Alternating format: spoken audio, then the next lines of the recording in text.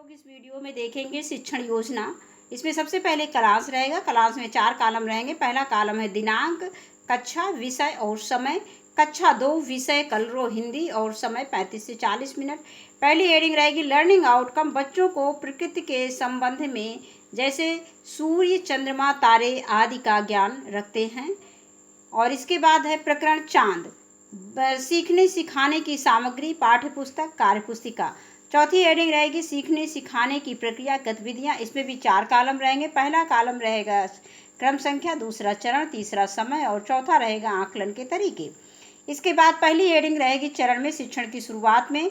इसके लिए समय निर्धारित है 5 मिनट। सहभागिता व प्रतिक्रिया देखकर बच्चों का आकलन किया जाएगा। शिक्षक बच्चों को गोलाकार में बैठाकर नीचे दी गई कविता का हाव भाव के साथ सस्वर वाचन करवाएंगे। चंदा मामा गोल मटोल, कुछ तो बोल, कल थे आधे आज हो गोल, खोल भी तू अब अपने पोल। रात होते ही तुम आ जाते हो, संग साथ सितारे लाते हो, लेकिन दिन में कहाँ छिप जाते हो, कुछ तो बोल। चंदा मामा गोल मटोल, कुछ तो बोल। इसके बाद दूसरी हेडिंग है शिक्षण के दौरान। इसमें शिक्षक बच्चों को अपनी पाठ्य पुस्तक, इसमें इसके लिए समय है 20 से 25 मिनट। सहभागिता और प्रतिक्रिया को देखकर बच्चों का आकलन किया जाएगा। शिक्षक बच्चों को अपनी पाठ्य पुस्तक, इसके आगे देखेंगे, कलरों में पृष्ठ संख्या 41 पर पाठ 10 चांद खोलने को कहेंगे। अब शिक्षक बच्चों को पाठ में चित्र दिखाकर पाठ के विषय में बताएंगे। अब शिक्षक पाठ का आदर्श वाचन करेंगे और बच्चे शिक्षक द्वारा बोले गए शब्दों को दोहराएंगे। अब शिक्षक बच्चों को पाठ का सारांश बताएंगे, जैसे कुछ बिंदु हमने इसमें बताए हैं सारांश के रूप में। चांद पर बच्चों को हमें बताना है इस पाठ में कि चांद पर ना तो हवा है ना पानी है, इसलिए वहाँ कोई नहीं रहता। चांद हमारी धरती के चारों ओर चक्कर लगाता है। चांद पर बड़ी बड़ी चट्टानें और गड्ढे हैं। चांद को सूरज से प्रकाश मिलता है। हमारी धरती को भी सूरज से प्रकाश मिलता है। सूरज एक तारा है। तारों की अपनी रोशनी होती है। आसमान में ये जो तारे टिमटिमा रहे हैं वे सब सूरज की तरह हैं। उनमें कुछ तो सूरज से भी बड़े हैं। ये हमसे बहुत दूर हैं, इसलिए छोटे छोटे दिखाई देते हैं। ये सब बच्चों को जानकारी देनी है इस पाठ के माध्यम से। इसके बाद अगली हेडिंग आती है शिक्षण के अंत में।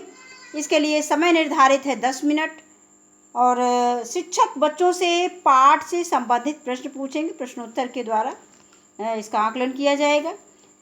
हमने इसमें कुछ प्रश्न शामिल किए, जैसे पहला प्रश्न, रात में आसमान में क्या क्या दिखाई देता है। दूसरा प्रश्न है, सूरज कब दिखाई देता है। चांद पर कोई क्यों नहीं रहता है।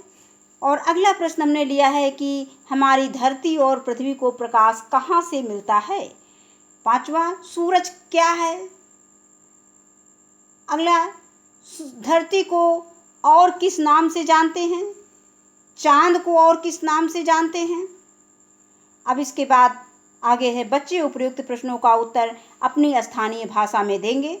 शिक्षक बच्चों द्वारा बोले गए, इसके आगे देखेंगे, बोले गए स्थानीय भाषा को मानक भाषा में ब्लैक बोर्ड पर लिखकर बताएंगे और बच्चों को दैनिक जीवन में उसे बोलने का अभ्यास करवाएंगे।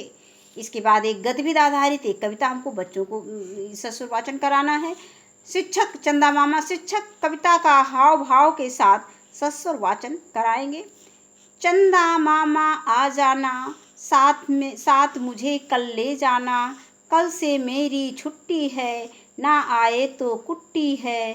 चंदा मामा खाते लड्डू आसमान की थाली में, लेकिन वे पीते हैं आकर पानी मेरी प्याली में।